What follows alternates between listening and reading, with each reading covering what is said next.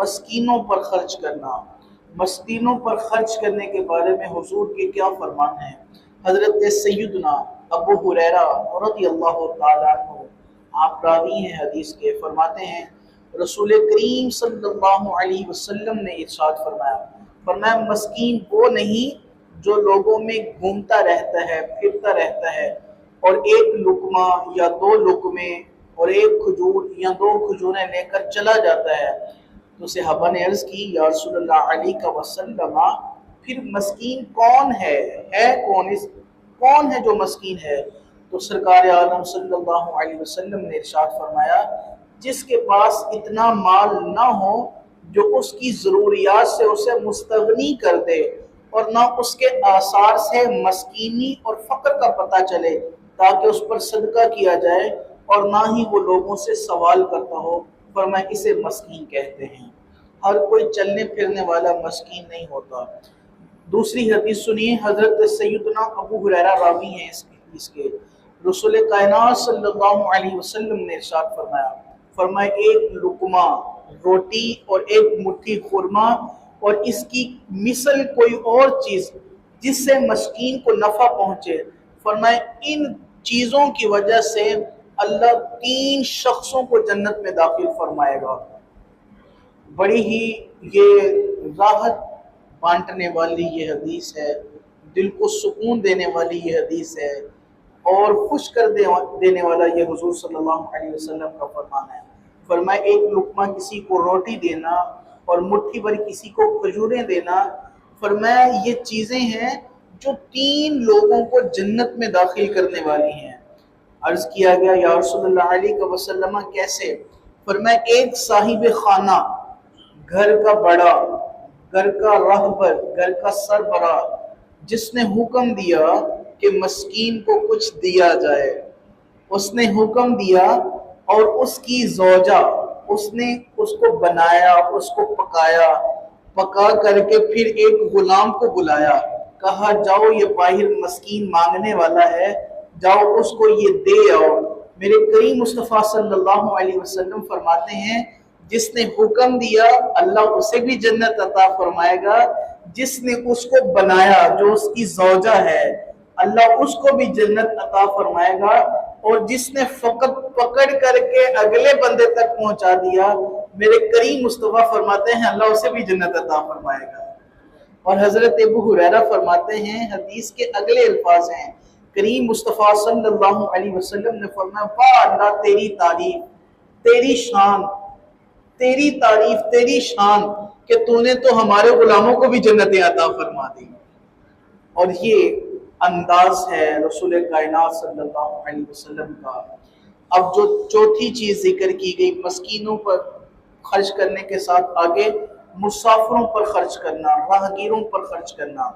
حضرت سیدنا ابو ہریرہ بھی اسی حدیث کے راوی ہیں، فرماتے ہیں حضور انور صلی اللہ علیہ وسلم نے ارشاد فرمایا مومن کو اس کے عمل اور نیکیوں سے مرنے کے بعد بھی یہ چیزیں پہنچتی رہتی ہیں۔ اب یہاں پر ایک بات نوٹ کر لیجئے، وہ احباب جو کہتے ہیں کہ جب مر گیا کوئی صاحب تو پھر اس کے سارے سلسلے منقطع ہو گئے، نہیں، میرے کریم مصطفیٰ صلی اللہ علیہ وسلم کی احادیث یہ نہیں بتاتی۔ مرنے والے کو مر جانے کے بعد بھی نیکیاں اور گناہ ملتے رہتے ہیں۔ سمجھیے اس بات کو، جس طرح جاری نیکی ہے، جاری صدقہ ہوتا ہے، اسی طرح ایک جاری گناہ کا بھی سلسلہ ہے۔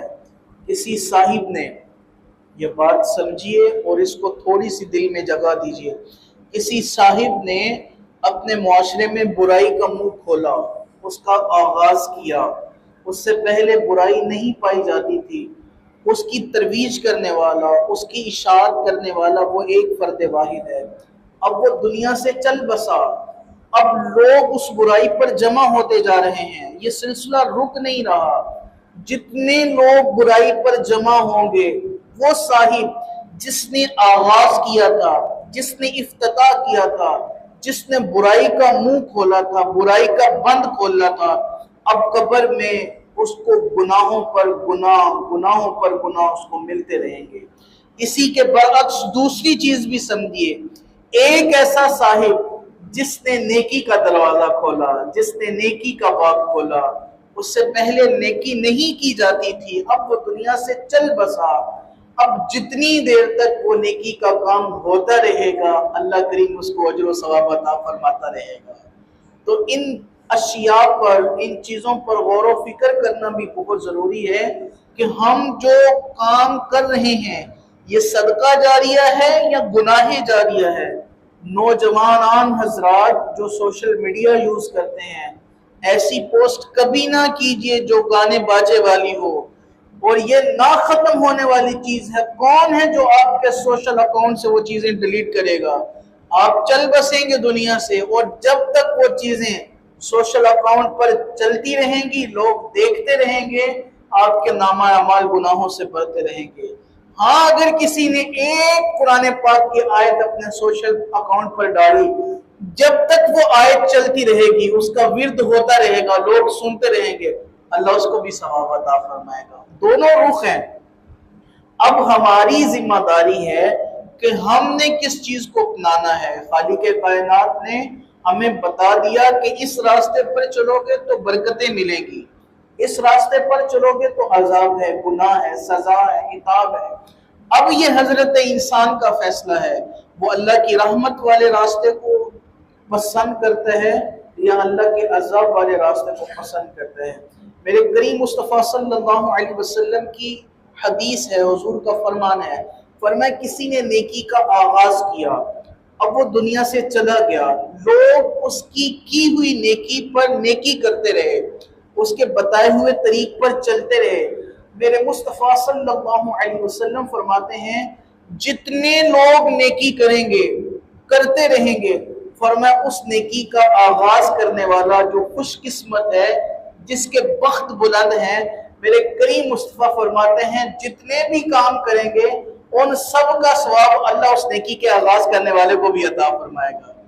پھر حدیث کے اگلے الفاظ ہیں، فرمایا جو دوسرے نیکی کرنے والے ہیں اللہ ان کی نیکیوں سے بھی کمی نہیں کرے گا، ان کی نیکیاں بھی پوری ہوں گی، اور جتنی نیکیاں انہیں ملے گی اس کے برابر اللہ کریم اس نیکی کا آغاز کرنے والے کو بھی نیکیاں عطا فرمائے گا۔ تو اس بات پر غور و فکر کرنا بہت ضروری ہے۔ سائلوں پر خرچ کرنا، سائلوں کو دینا۔ حضور سرور عالم صلی اللہ علیہ وسلم نے فرمایا مومن کو اس کے عمل نیکیوں سے مرنے کے بعد بھی چیزیں پہنچتی رہتی ہیں۔ فرمایا علم جس کی اس نے تعلیم دی اور اشاعت کی، یعنی کسی کو قرآن پڑھا دیا، کسی کو حدیث پڑھا دی، یہ صدقہ جاریہ ہے، اعمال میں اللہ نیکیوں کا اضافہ کرتا رہے گا۔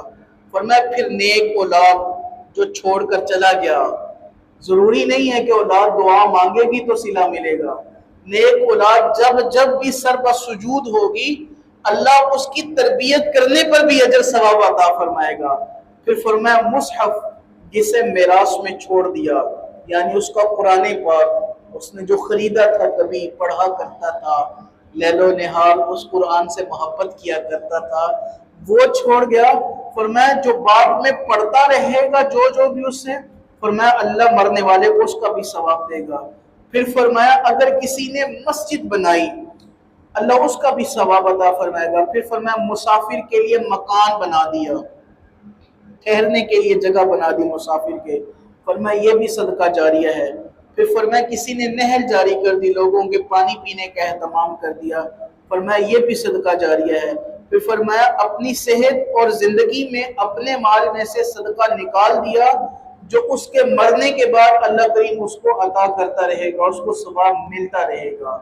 اور اپنی زندگی میں ہمیں وہ کام لازمی کرنے چاہیے جو جاری رہنے والے ہیں، جو تعدیر جن کا سلسلہ رہنے والا ہے۔ یہ آج کے درس میں 2 چیزوں پر گفتگو ہوئی ہے، اب زیادہ وقت نہیں ہے کہ باقی جو اوصاف اللہ رب العزت نے مومنین کے ذکر کیے ہیں ان پر بھی بات ہو، تو انشاءاللہ کل جو ہے وہ باقی 2 اوصاف پر گفتگو کی جائے گی۔ اللہ رب العزت کی بارگاہ میں دعا کرتے ہیں خالق کائنات اللہ عز و جل ہمیں صحیح معنوں میں قرآن مجید کو پڑھنے، پڑھ کر سمجھنے، اور پھر سمجھ کر باری تعالیٰ مجھ ناچیز کو اور آپ احباب کو اللہ کریم عمل پیرا ہونے کی بھی توفیق سعید عطا فرمائے، آمین بجاہ طہ و یاسین۔